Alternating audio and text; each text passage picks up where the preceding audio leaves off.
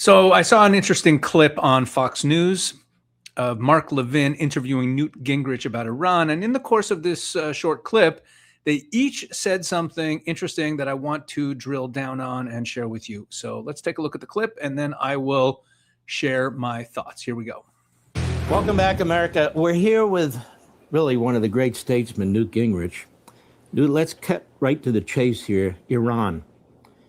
I remember Margaret Thatcher, when it came to Iraq and negotiations and all, and she said, what's to negotiate about? What are we going to negotiate? My question to you is, and I say this respectfully, what are we negotiating about? This is a terrorist regime that's slaughtering its own people to stay in power, that has killed Americans, that supported Iraq against us and maimed Americans.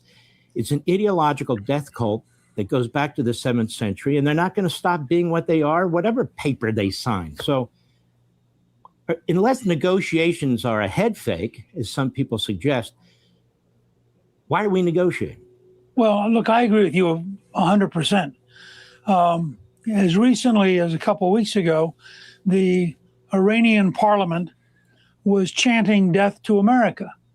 And of course, they'll chant death to Israel. Now, as a historian, my experience is when you have a group of people chanting death to you, it's useful to assume they're serious. And it's not just propaganda or some strange psychological language. So we've had an experience of being basically, from their side, they've been at war with us since 1979. They're very clear about that. We were described by the original founder, Ayatollah Khomeini, as the great Satan. Israel was the little Satan. And his position as a religious leader was that the job of religious people is to destroy Satan. Our elites have tried desperately to avoid the reality that this is an evil regime. It's a regime which survives only by killing its own people. It is dedicated to the destruction of the United States and the destruction of the West, says so openly. So I don't understand why the administration would meet with them, because it legitimizes the regime. They were in real trouble a few weeks ago. They only survived by killing thousands of people. President Trump said you need to stop killing. They didn't pay any attention. They continued to kill people. They're today continuing to kill people. And there's a practical reason. If they quit killing people, they're going to get overthrown. And so they want to stay in power. So I'm with you. I think the only long-term strategy is to encourage the people of Iran to take back their own country, to dramatically weaken the regime further, and to undermine its capacity for imposing itself. And ultimately, I think we can do that. So I don't know why we would meet with them, which makes them look like they're a legitimate government. They're not. They're a dictatorship dedicated to destroying the United States. You know, the isolationists like to talk about warmongers, and I've coined a word called diplomacy mongers. That is, people who think that we can talk our way or they can talk their way into some kind of an arrangement. I've also presented a parallel example, not exact, but good enough, with North Korea. North Korea did this for 20 years. They'd sign any damn piece of paper. They got subsidies. We tried to buy peace from these people. And what is it? It is a concentration camp with 50 nuclear weapons, building 6 or 7 nuclear weapons every single year. And it's just horrendous. This is a big deal, is it not? And we got to get this right. You know, President Franklin Delano Roosevelt said at one point, trying to get the American people to think more aggressively about how to defend themselves, he said, if you're standing next to a rattlesnake, you don't actually have to wait for it to bite before you decide it's dangerous. And I think that's the way we should approach this.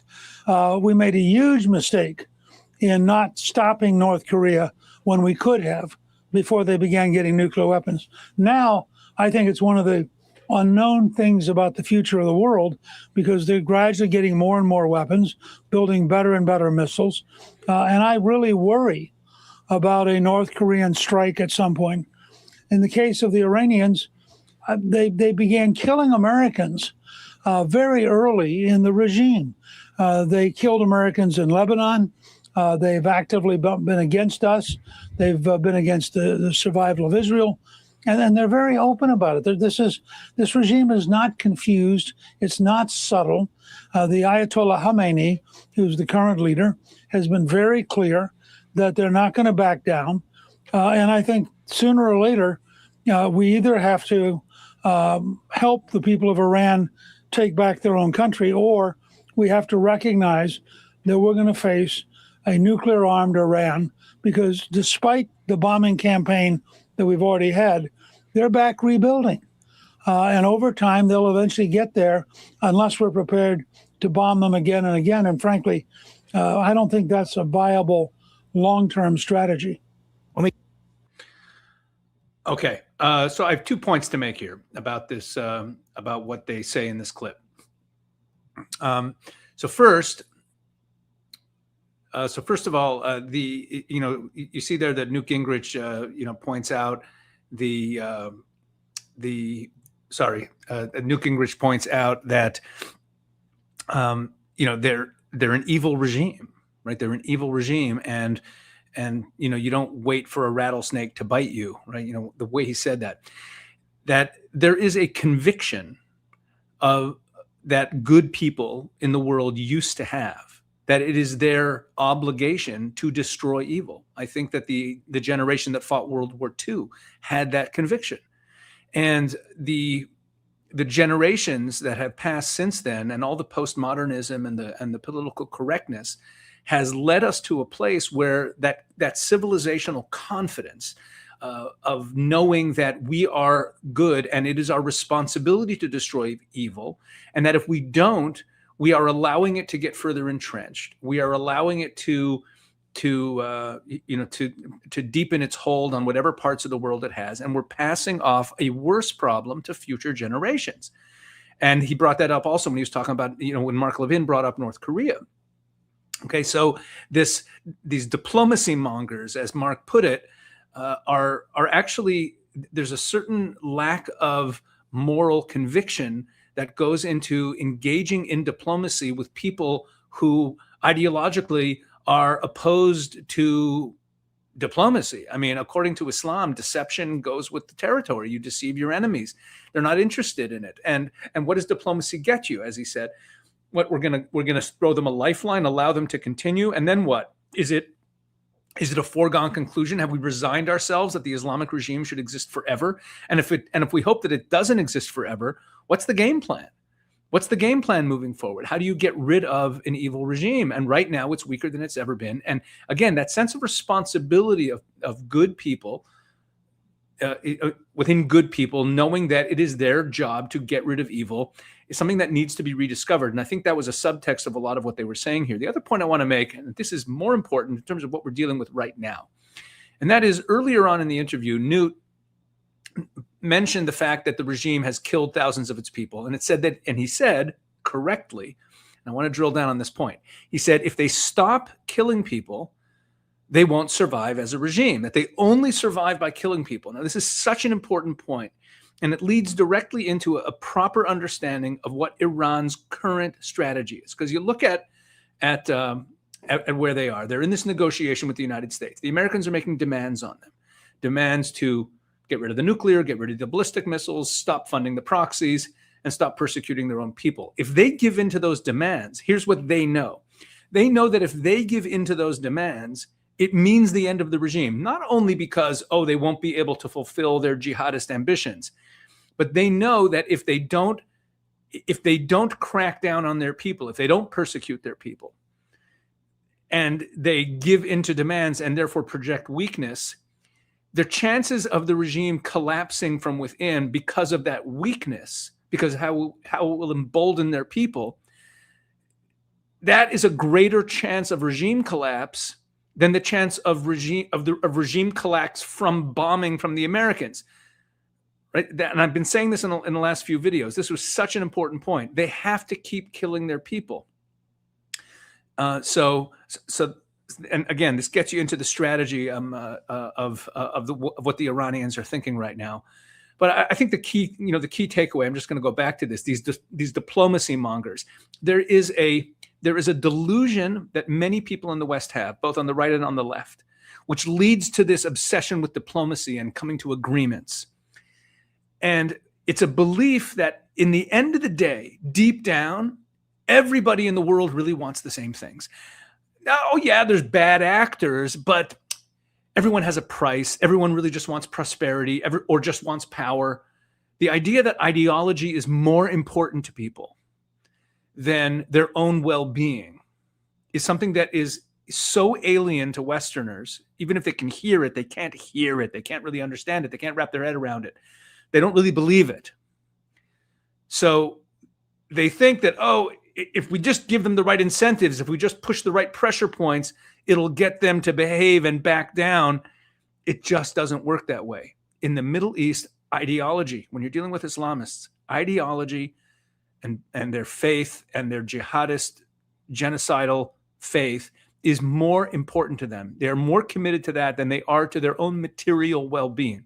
And until Westerners wrap their heads around that and rediscover that conviction to defeat evil, we're not going to get anywhere. When Roosevelt declared in the middle of the war that the only acceptable end to World War II would be unequivocal surrender. Okay? Unequivocal surrender. Meaning just pure surrender. That was the only acceptable outcome. And I think that showed a certain moral clarity. Like, why do you have to bring your enemy to their knees? Couldn't they have ended the war before unequivocal surrender? I mean, in the last year and a half or 2 years of World War II, it was pretty clear the Japanese had lost already. The Nazis also near the end. Why was unconditional? That was the term he used. Why was unconditional surrender the only thing that was the only acceptable outcome? Because when you have unconditional surrender, it like pure admission of defeat, not some negotiated end to the conflict where the bad actors still stay in power and they're allowed to save face. No. Just the opposite. Unconditional surrender means they can't save face. There's an admission of defeat. When that happens, the ideology itself is so undermined in the minds and the hearts and minds of its adherents that you actually have a chance for change. And that's why both Nazi Germany and Imperial Japan became rather benign, peaceful societies after World War II because of unconditional surrender. There hasn't been unconditional surrender ever since World War II, and that's why the bad actors always remain in power in every conflict. There needs to be actual defeat. Actual defeat works. The most peaceful time in Israel's history has always been after the real defeat of enemies. Between 1973 and 1979, when Israel was strong and had defeated its enemies, and it was clear that they were defeated, there was no way for them to interpret it as victory. They had lost territory. And that's why taking territory is so important. Every time anyone takes territory now, everyone's like, oh, you're not allowed to take territory. The international community freaks out. Israel took a little bit of Syria or is holding on to a little bit of South Lebanon. Everyone freaks out. If you don't take territory from people, you can't send them the message that they lost. And it's a moral imperative to deliver unequivocal defeat to the evil people, because that helps. That's what actually has the chance of breaking the evil ideology. So I think there's a lot in this, beneath the surface of this great conversation between Newt Gingrich and Mark Levin. So it's interesting little clip there. All right, keep watching, folks. Thank you very much. Please drop a comment. Let me know what you think. Let me know your thoughts on this. But I think about this a lot. The moral imperative to actually see it through to the end to defeat evil, and it's something that, again, we've lost touch with it over the decades. Please make sure to also check out all the content that we're putting up at Israel 365 News. There's a lot going on there, and God bless.